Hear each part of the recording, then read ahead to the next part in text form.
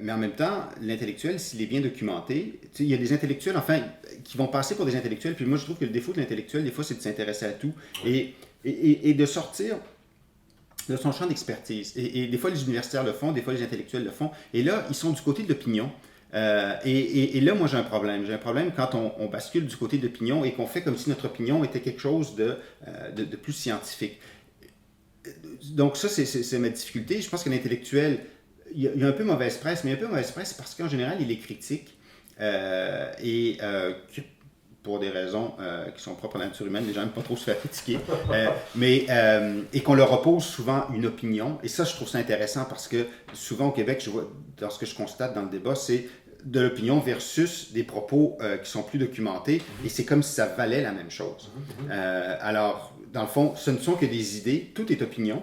Alors, une opinion fouillée versus une opinion qui sort de non fouillée, mais à laquelle je suis tout à fait capable d'adhérer. Donc, comme j'y adhère, ça vaut autant, sinon plus, même que celle d'un universitaire qui aura fait une étude. Et donc, ça discrédite l'universitaire et l'intellectuel, tout ce mouvement populiste. Et je trouve que derrière ça, ceux qui sont à l'avant de ces mouvements-là et qui font la promotion de leurs idées, ils le font au nom d'une idée populaire, et on appelle ça populiste, mais je trouve qu'il y a un énorme mépris pour la population, justement, parce qu'on les maintient dans une forme d'ignorance et on ne veut pas qu'ils aient accès à peut-être un contre-discours qui peut être intéressant. Donc, on va discréditer la personne sans lire l'étude. On va dire, ouais, mais ça, c'est fait par un intellectuel, un universitaire qui est dans sa tour d'ivoire, etc., qui est une façon simplement de dire, lisez pas ça et vous devriez plutôt adhérer à ce que moi j'ai à dire. Donc, je trouve en tout cas que souvent c'est cristallisé comme ça au Québec, et donc ça devient opinion, enfin que tout se vaut, même si on a passé 5 ans à étudier une question, puis qu'on a lu ce qui s'est fait, puis qu'on sait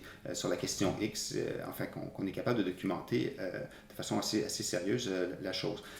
Mais par ailleurs, je trouve que les anti-intellectuels sont plutôt des gens de droite. Et ça, je ne sais pas pourquoi. Parce qu'il peut tout à fait avoir des intellectuels de droite. Je veux dire, c'est tout à fait possible. Mais en général, c'est comme si le courant critique était plutôt un courant de gauche. C'est comme si le courant plus populiste était un courant de droite. Enfin, peut-être que tu me diras, c'est comme ça partout, c'est une espèce de vérité dans le monde des idées. Moi, je ne suis pas sûr que ça allait nécessairement être comme ça, mais certainement, c'est quelque chose qui s'observe au Québec. Les intellectuels sont plutôt à gauche et les anti-intellectuels qui vont dénoncer les intellectuels sont plutôt à droite. Cela dit, j'ai entendu plus qu'une fois sur des stations de radio anti-intellectuel, où on va dénigrer les intellectuels.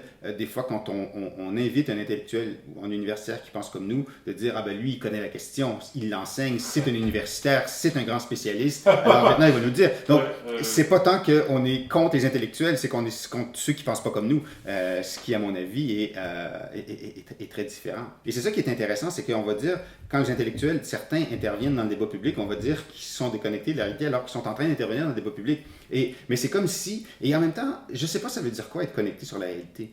Parce que il y a là une énorme fiction, c'est excessivement rhétorique que de dire, moi je parle, je suis connecté sur la réalité, je parle du vrai monde, je suis dans le vrai monde, alors que je fais 10 fois, puis c'est souvent le cas de ceux dans les médias, par exemple, qui disent qu'ils sont les représentants autoproclamés, en fait, du vrai monde, mais ils font 10 fois leur salaire.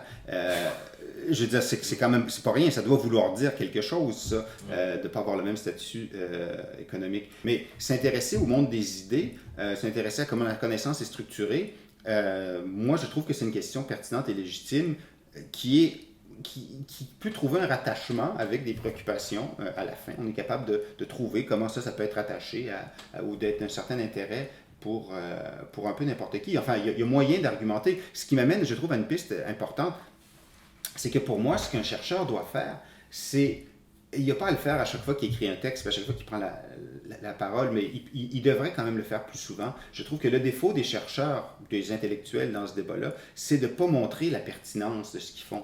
De ne pas commencer, par exemple, un texte en disant « Écoutez, là, je vous parle de ça, et voici pourquoi c'est pertinent. » c'est pertinent parce que la société change, puis je ne suis pas le premier à le dire, puis etc. C'est pertinent scientifiquement parce qu'on n'a pas encore vraiment travaillé là-dessus, mais c'est pertinent socialement. Et quand on parle d'une pertinence sociale, il me semble qu'on est rattaché au vrai monde, entre guillemets. En tout cas, on est rattaché certainement à quelque chose qui se vit. Donc, on ne peut pas être déconnecté quand on démontre une pertinence sociale. Je trouve que les intellectuels, les universitaires, des fois, ne le font pas assez. Et donc, le reproche va leur venir plus facilement.